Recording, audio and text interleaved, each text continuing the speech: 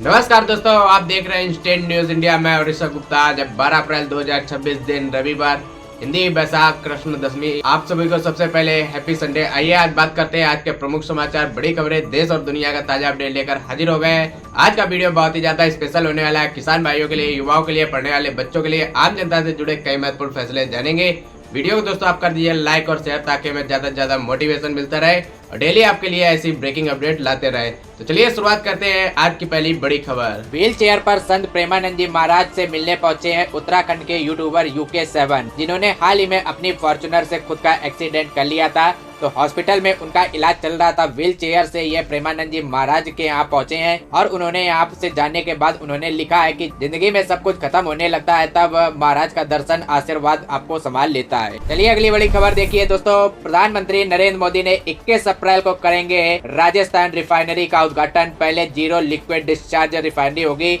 यहाँ पर, यानी कि रिफाइनरी फैक्ट्री से कोई कचरा नहीं निकलेगा और यह फैक्ट्री सबसे आधुनिक भी होगी। 21 अप्रैल को नरेंद्र मोदी इसका उद्घाटन करेंगे। 79,000 करोड़ की बनाई गई है ये कंपनी। राजस्थान के बालोतरा जिले के पचपदरा रिफाइनरी के पहले चरण का उद्घाटन होगा। इधर आप देखिए, भारतीय शेयर बाजार सेंसेक्स लगभग 3,000 अंक चढ़कर 77,563 पर बंद हुआ है। वही निफ्टी 874 रुपए अंक बढ़ चुका है। और इधर आप देखिए, चांदी के भाव में बढ़ोतरी देखने को मिली है। चांदी 13,000 से बढ़कर 2,44,000 प्रति किलोग्राम पहुंच चुकी है, जबकि सोना 3,000 रुपए महंगा हुआ है। और अभी गोल्ड का जो प्राइस है अलग अलग कैरेट के हिसाब से अलग अलग चल रहा है। चलिए अगली बड़ी खबर देखिए दोस्तों। भारतीय रिजर्व बैंक RBI ने ब्याज दर पर यानी कि रेपो रेट, जो इंटरेस्ट रेट है वह 5.25% बरकरार रखी है। तो रेपो रेट में बदलाव नहीं होने की वजह से बैंकों ने लोन वगैरह महंगे नहीं होंगे। हालांकि रेपो रेट घटी भी नहीं है तो इस ब्याज से लोन सस्ते भी नहीं होंगे लेकिन महंगे भी नहीं होंगे। ऐसा भारतीय रिजर्व बैंक RBI के गवर्नर ने MCP मीटिंग के नतीजों का फैसलों का ऐलान किया है।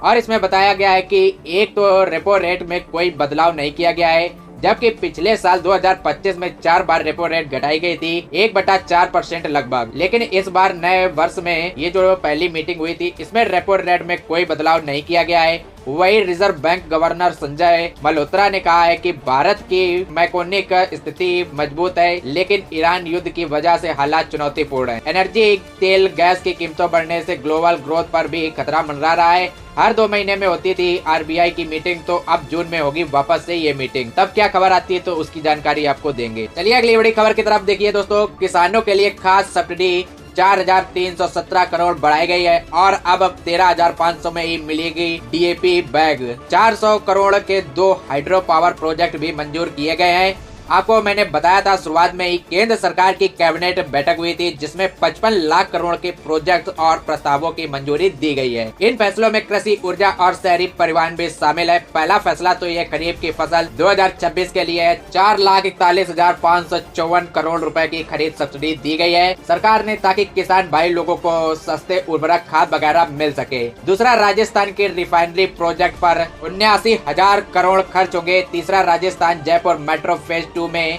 13,000 करोड़ की बढ़ेगी कनेक्टिविटी। और चौथा, यह हाइड्रो पावर सेक्टर के लिए 400 करोड़ के 2 बड़े प्रोजेक्ट को मंजूरी मिली है। तो यह केंद्र की कैबिनेट की बैठक में ये कुछ महत्वपूर्ण फैसले लिए गए हैं। अच्छी खबर आ रही है दोस्तों, हमारे देश में नई उपलब्धि देखिए। भारत ने न्यूक्लियर रोड मैप हासिल की बड़ी सफलता प्राप्त की है। दूसरे चरण में प्रवेश कर लिया भारत ने। इस मामले में PFBR ने हासिल की क्रिटिकलिटी। यह भारत के परमाणु रोड मैप के मामले में एक बड़ी सफलता है, यानी कि जल्द ही भविष्य में परमाणु ऊर्जा का शक्तिमान बनेगा भारत। स्वदेशी फास्ट ब्रीडर रिएक्टर बनाकर तैयार कर लिया गया हमारे देश में भारत ने। और भारत के इस तकनीकी सफलता के बाद आने वाले 400 सालों की बिजली गारंटी पूरी हो जाएगी। ऐसा करने वाला भारत दुनिया का दूसरा देश बन चुका है, क्योंकि यहाँ पर परमाणु ऊर्जा से बिजली बनाने की काफी जटिल तकनीकी है जिनको भारत ने हासिल कर लिया है। अच्छी बात यह है कि इसमें कोई भी विदेशी मदद नहीं ली गई है, बल्कि पूरी तरह से स्वदेशी इंजीनियरिंग से इसको तैयार किया गया है। अब भविष्य में भी थोरियम के इस्तेमाल का रास्ता खुलेगा भारत। परमाणु विशेषज्ञों का कहना है कि अमेरिका और फ्रांस अभी दो ही देश जो कि एक ही डिजाइन को अपनाए हुए हैं परमाणु रिएक्टर के मामले में। जर्मनी और ब्रिटेन की कोशिशें नाकाम रही है और भारत दूसरे नंबर पर आ चुका है। तो ये वाकई भारतीय इंजीनियरों के लिए एक बड़ी अच्छी सफलता प्राप्त हुई है। अब आपको दोस्तों युद्ध से जुड़े कुछ अपडेट बताते हैं। सीज फायर हुआ है बंद, लेकिन कुछ ही घंटों में टूट गया। यानी कि दोस्तों अमेरिका और ईरान के बीच बीते 40 दिनों में चल रही इस जंग की अस्थायी तौर पर फिलहाल रुक गई थी। अमेरिका के राष्ट्रपति डोनाल्ड ट्रंप ने 2 सप्ताह से सीज फायर का ऐलान किया था, लेकिन दोस्तों इस बीच सीज फायर के बावजूद भी कुवैत से लेकर लेबनान और ईरान में मिसाइल अटैक की खबरें सामने आई है। और ऐसे में ही यह सवाल उठना अब लाजमी है कि क्या यह सीज फायर लंबा चल पाएगा या फिर आगे क्या हालत होने वाली है। क्या अमेरिका सीज फायर मानेगा या फिर आगे और टकराव बढ़ेगा। इसराइल के जरिए जंग या फिर युद्ध विराम वार्ता के बीच ईरान की 2-2 आशा का कहना है कि दोनों के साथ नहीं चल सकते हैं। ईरान अमेरिका के बीच युद्ध ईरान और अमेरिका के बीच युद्ध विराम की शर्तें बिल्कुल साफ है। अमेरिका को अब एक फैसला लेना होगा कि या तो वह युद्ध विराम को माने या फिर इसराइल के जरिए युद्ध जारी रखे। दोनों चीजें एक साथ नहीं चल सकती हैं। ईरान के विदेश मंत्री अब्बास ने सोशल मीडिया पर यह साफ शब्दों में अमेरिका को चेतावनी दी है, यानी कि अमेरिका को या तो युद्ध विराम को मानना पड़ेगा या फिर इसराइल के जरिए युद्ध जारी रखे। दोनों चीजें एक साथ नहीं चल सकती है। और ऐसे में खबरें आ रही है कि ईरान के साथ युद्ध विराम इसराइल ना कहे। नेतन्याहू ने भी कहा है कि ट्रंप के सीज फायर की बात छिपाई हमें अंधेरे में रखा, क्योंकि उसे वार्ता से बाहर रखा गया था। वॉल स्ट्रीट जर्नल की एक रिपोर्ट के मुताबिक ईरान ने हार्मोज स्टेट खोलने पर सहमत हुए हैं, लेकिन अभी भी लेबनान पर इजराइल के हमले जारी हैं। और ऐसे में ईरान के युद्ध विराम तोड़ने की धमकी भी दे दी है। और धमकी क्या दोस्तों दी है, तो देखिए ईरान ने एक बार फिर से हार्मोज स्टेट को दोबारा बंद कर दिया है। लेबनान पर इजरायली हमले हुए हैं। 254 लोगों की मौत के बाद यह फैसला लिया गया है। और अब डोनाल्ड ट्रंप ने भी यह कह दिया है कि भाई सीज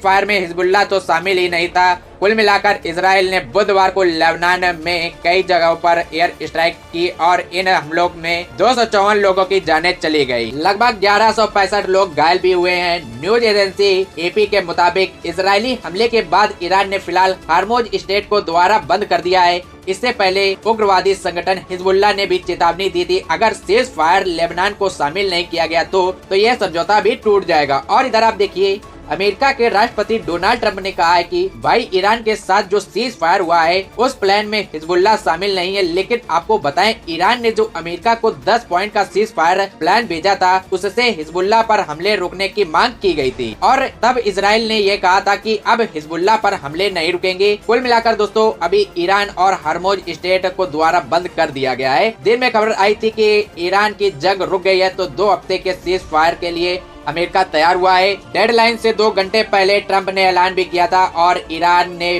जीत का भी दावा किया है। अमेरिका को हमारी 10 शर्तें माननी पड़ेगी और ईरान ने इस अपनी बड़ी जीत को भी बताया है। और इस प्रस्ताव में ईरान के साथ साथ लेबनान में भी सीज फायर शामिल था। लेकिन अब अमेरिका कह रहा है कि लेबनान तो शामिल ही नहीं था। और इधर अमेरिका और ईरान सीज फायर का भारत ने भी स्वागत किया है। विदेश मंत्रालय ने कहा है कि भाई उम्मीद है कि मिडिल ईस्ट में अब अशांति आएगी, लेकिन आप इधर देखिए इसराइल के हमले लेबनान में भी जारी रहेंगे। तो वापस से वही लड़ाई वाला माहौल बन गया है। तनाव एक बार फिर से बढ़ चुका है। ईरान ने पाकिस्तान से कहा है कि बाड़े में जाए सीज फायर। ईरान ने पाकिस्तान से कहा है कि बाढ़ में जाए सीज फायर, हम नहीं आएंगे। लेबनान पर यह नई जंग अब शुरू हो गई है। हम नहीं आएंगे का मतलब दोस्तों यहाँ पर यह हुआ है कि इस्लामाबाद में एक मीटिंग रखी गई थी। पाकिस्तान में होने वाली ऐतिहासिक इस्लामाबाद टॉक्स अब गहरे संकट में आ चुका है, क्योंकि ईरान एक ऐसी शर्त रख दी है जिसमें ट्रंप प्रशासन के माथे पर भी चिंता की लकीरें खींच दी हैं। ईरान ने मध्यस्थों को साफ कर दिया है कि अगर लेबनान में इजराइल को कंट्रोल नहीं किया गया तो सीज फायर नहीं होगा।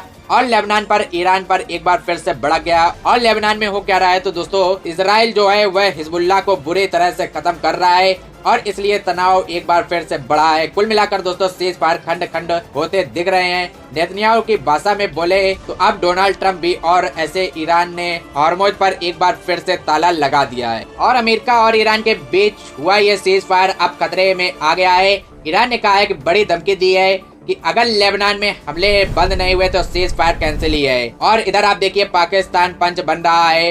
लेकिन पाकिस्तान की शांति दूत वाली नौटंकी को अब चीन के फ्लॉप कर दिया गया है। कहा गया है कि पहले अपना घर संभालो, बाद में देखिए इतनी बड़ी महाशक्ति लड़ाई लड़ रही है। लेकिन इस लड़ाई में पाकिस्तान को पंच बनने का मौका मिल गया है। चीन ने कहा है कि जो दो अफगानिस्तान के साथ अपने सीमा विवाद नहीं सुलझा पा रहा है वह अंतर्राष्ट्रीय मंच पर निष्पक्ष पेचोलिया नहीं बन सकता और सुरक्षा और आर्थिक मुद्दों पर उभरे इन मतभेदों से अब दोनों देशों के बीच रिश्तों में कड़वाहट बन गई है। देखिए आप, पाकिस्तान ने चीन ने सहयोग से ईरान और अमेरिका के बीच 14 दिनों का संघर्ष विराम कराया है। ऐसी काफी खबरें आई हैं और पाकिस्तान के प्रधानमंत्री शहबाज शरीफ ने इसे देश की बड़ी उपलब्धि बताया है और कहा है कि पाकिस्तान अब पूरी तरह से बदल चुका है और दुनिया उससे सम्मान की नजर में देख रही है। लेकिन चीन ने कहा है कि भाई अब पंच बनने की जरूरत नहीं है, अफगानिस्तान के साथ तो अपने सुधार कर ही लो, दुनिया में पंच बनने की जरूरत नहीं है। और इधर आप देखिए पाकिस्तान में होगी अमेरिका और ईरान की शांति वार्ता। डोनाल्ड ट्रंप एक टीम भेजेंगे, जेडी वेंस अगुवाई करेंगे। अमेरिका के राष्ट्रपति डोनाल्ड ट्रंप ने एक हाई लेवल टीम को पाकिस्तान भेजने का फैसला किया है और इसकी अगुवाई अमेरिका के वाइस प्रेसिडेंट जेडी वेंस करेंगे। कुल मिलाकर दोस्तों, war is not over. Iran cease fire पर रूस ने भी अमेरिका को लताड़ लगाई है। रूस ने ईरान सीज फायर का स्वागत तो किया है, लेकिन अमेरिका को लड़ते हुए कहा है कि यह जंग अभी खत्म नहीं हुई है और इसे स्टेट एक बार फिर से बंद कर दिया गया है। और इजराइल ने सीज फायर तोड़ा तो ऐसे में ईरान काफी ज्यादा भड़क चुका है। जहाजों को लेकर फिर धमकी दी है। ईरान ने एक बार फिर से कहा है कि ईरानी अनुमति के कोई भी जहाज हरमोज पार नहीं करेगा, अन्यथा उसे निशाना बनाकर नष्ट कर दिया जाएगा। तो अब हो क्या रहा है दोस्तों, एक बार फिर से ये तनाव बन चुके हैं और आगे बढ़ चुके हैं। और इधर आप देखिए डोनाल्ड ट्रंप ने धमकी दी है और कहा है कि हथियार सप्लाई करने वाले देश में 50% टैरिफ लगाएगा। और इधर आप देखिए ईरान ने हार्मोज स्ट्रेट से गुजरने वाले तेल टैंकरों पर क्रिप्टो करेंसी में टोल लगाने का भी फैसला किया है और इस फैसले से अब वैश्विक तेल व्यापार और शिपिंग कंपनियों की टेंशन बढ़ गई है। चलिए बढ़ते हैं अगली बड़ी खबर की तरफ। ईरान से 7 साल बाद अब कच्चा तेल खरीद रहा है हमारा देश। एक जहाज जो चाइना जा रहा था लेकिन बीच रास्ते में ही लौटा और यह जहाज इसी सप्ताह पूर्वी तट पर पहुंचेगा। मिडिल ईस्ट में जारी संघर्ष के बीच आखिरकार भारत ने 7 साल बाद ईरानी तेल को खरीदना फिर से शुरू कर दिया है। शिपिंग डाटा के मुताबिक यह जया नाम का टैंकर ईरानी क्रूड लेकर भारत के पूर्वी तट की ओर आ रहा है। चलिए बढ़ते हैं अगली बड़ी खबर की तरफ। बॉलीवुड से खबर आ रही है, फिल्म धुरंधर 2 ने कमाई के मामले में बाहुबली को पीछे पछाड़ा। अब पुष्पा 2 की बारी है। 2000 करोड़ कमाकर भारत ने हाईएस्ट ग्रोसिंग फिल्म बना सकती है। यह बॉलीवुड की अब तक की वही फिल्म धुरंधर द रिवेंज 2 के लीव मामले में FIR दर्ज हुई है। टेलीग्राम के जरिए फिल्म को फैलाया जा रहा है तो प्राइवेट लीक के चलते FIR दर्ज हुई है। चलिए खबर आ रही है, ग्रो का नया आर्बिट्रेज फंड लॉन्च हुआ है। सिर्फ 500 में ही अपना आप इन्वेस्टमेंट शुरू कर पाएंगे।